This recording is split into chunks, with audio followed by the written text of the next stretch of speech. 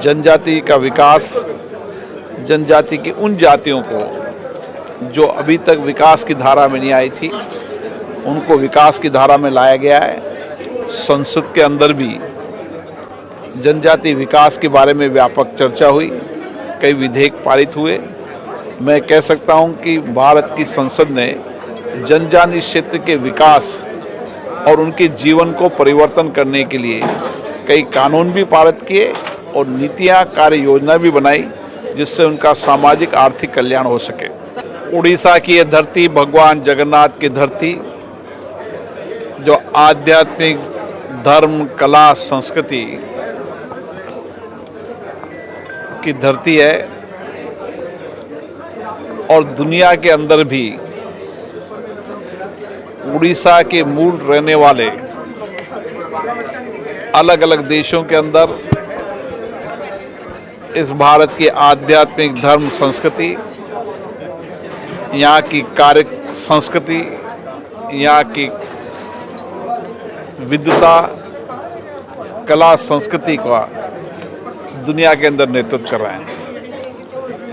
अलग अलग देश के अंदर उड़ीसा के लोग ईमानदारी, कर्मठ मेहनत से काम कर रहे हैं।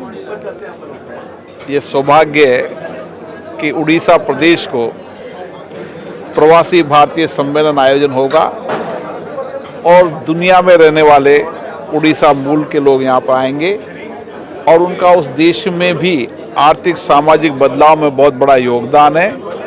वह आने वाले समय के अंदर उड़ीसा के अंदर भी निवेश कर यहाँ के सामाजिक, आर्थिक बदलाव में सहयोग करेंगे। सर, आपने बोला कि जब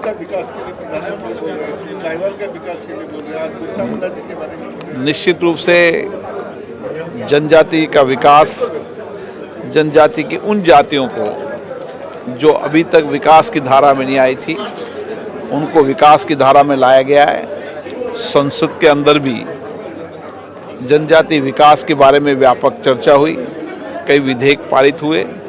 मैं कह सकता हूं कि भारत की संसद ने जनजातीय क्षेत्र के विकास और उनके जीवन को परिवर्तन करने के लिए कई कानून भी पारित किए और नीतियां, कार्य योजना भी बनाई, जिससे उनका सामाजिक, आर्थिक कल्याण हो सके। सर, आपने बोला कि जब भी उड़ीसा आते हैं आपको एक नई ऊर्जा मिलती है। निश्चित रूप से ये धरती भगवान जगन्नाथ की धरती है, और जब भगवान जगन्नाथ की धरती पे आते हैं तो नई ऊर्जा, नई सामर्थ्य मिलता है, ताकि हम लोकतांत्रिक संस्थाओं को और सशक्त, मजबूत कर सकें और लोकतांत्रिक संस्थाओं के माध्यम से लोगों की अपेक्षाएं, आकांक्षाएं पूरी कर सकें और जवाबदेही के साथ जनप्रतिनिधि काम करेंगे।